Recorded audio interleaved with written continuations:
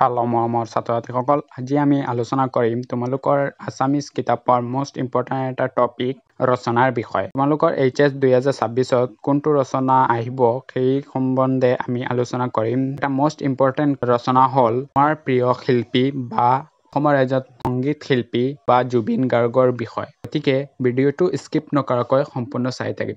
আমাৰ হোৱাটছআপ গ্ৰুপত যদি জইন হোৱা নাই, ডিছক্ৰিপশ্যনত লিংক দিয়া থাকিব, জইন হৈ যাবা।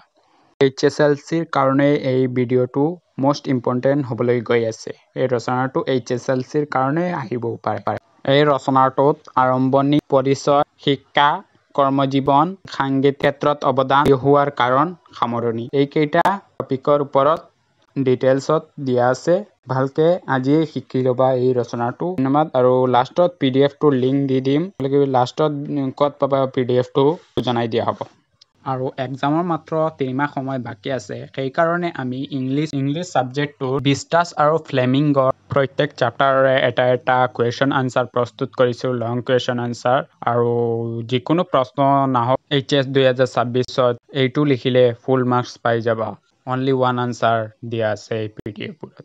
আৰু তোমাৰ এই PDF-বোৰ যদি লাভ কৰিব বিচাৰা আমাৰ হোৱাটছআপ নম্বৰত যোগাযোগ কৰিবা।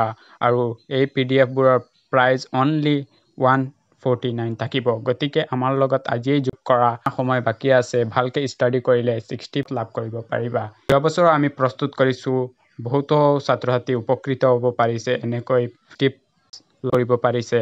আৰু এই নোটছসমূহ কেৱল এভাৰেজ ষ্টুডেণ্টসকলৰ বাবে।